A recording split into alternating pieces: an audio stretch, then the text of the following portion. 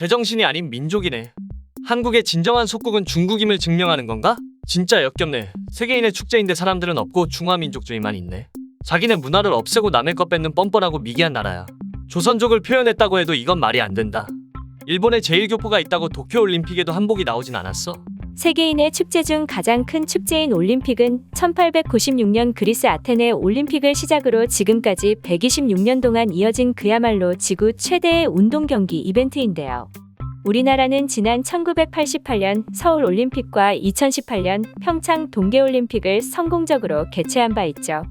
전 세계 사람들이 올림픽을 바라보는 시선은 다른 여타의 국제 경기와는 달리 그 의미가 상징하는 바가 큰데요.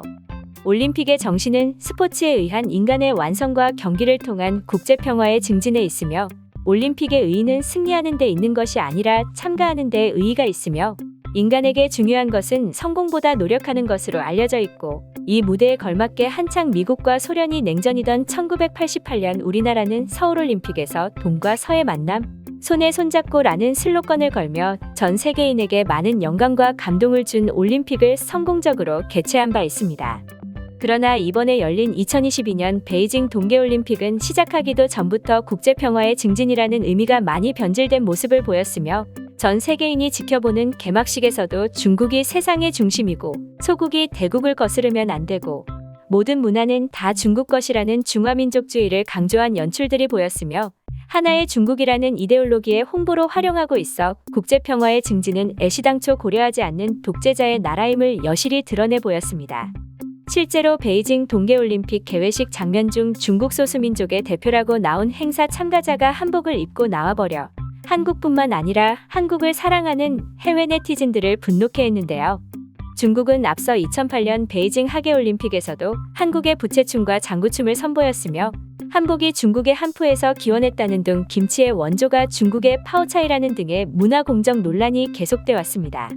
이는 곧 중국 국경 안에서 전개된 모든 역사를 중국 역사로 만들기 위해 2002년부터 중국이 추진한 중국의 동북쪽 변경 지역의 역사와 현상에 관한 연구 프로젝트인 동북공정의 일환이며, 중국은 2010년 이후로 국제적인 문제를 여럿 일으키고 있고, 홍콩 국가보안법 제정, 신장 위구르 문제 같은 인권 탄압, 코로나19 은폐 문제 등으로 인해 중국이 전 세계의 비판을 받는 이유이며, 역대 올림픽 중 유례가 없을 만큼 수많은 국가들이 올림픽 보이콧을 선언한 상황입니다. 논란은 이것뿐만이 아닙니다. 개회식장 밖에서 네덜란드 방송 기자가 생방송으로 중계를 하는 도중 중국의 안전요원이 갑자기 방송 중 난입하며 막무가내로 리포터를 끌어내는 장면이 전 세계에 그대로 노출이 되어버린 것입니다. 이를 본 해외 네티즌들은 네덜란드 저널리스트는 끌려가기만 해서 운이 좋은 거야. 내가 사는 홍콩에서는 홍콩 정부와 중국 공산당을 비판한 기자가 감옥에 수감됐어. 안전요원이 잔디를 밟지 말고 뒤로 물러서서 하라고 몇 번 얘기했어. 아무리 그래도 방송 중에 끌고 가버리는 것은 중국의 막무가내를 잘 보여준 장면인 것 같아. 등의 반응이 있었습니다. 실제로 통제의 나라인 중국은 이번 올림픽 참가 선수들 입장 시에도 대만을 대만으로 부르지 않고 중국 타이페이라고 불렀으며, 하계올림픽의 개최국이기도 합니다. 이어서 대만 선수단이 입장. 길거리 음식.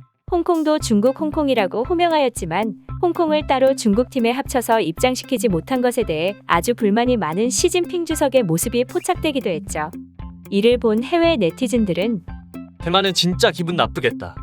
직접 전쟁을 하는 것은 아니지만 서로 적으로 간주하고 있는 나라에서 계속 본인 나라 이름을 못 쓰는구나. 대만은 그렇다 치고 보더라도 홍콩은 따로 입장하는 것에 성공한 거라고 보는 게 맞는 건가?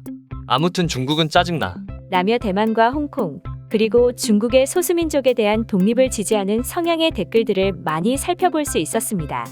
대만 사회의 의식은 자신들은 대만인이고 중국인이 아니다라고 생각하는 사람들이 인구의 60%를 넘고 있으며, 대만 정체성이 완전히 주류화되고 있는데요. 이는 홍콩의 경우도 마찬가지입니다.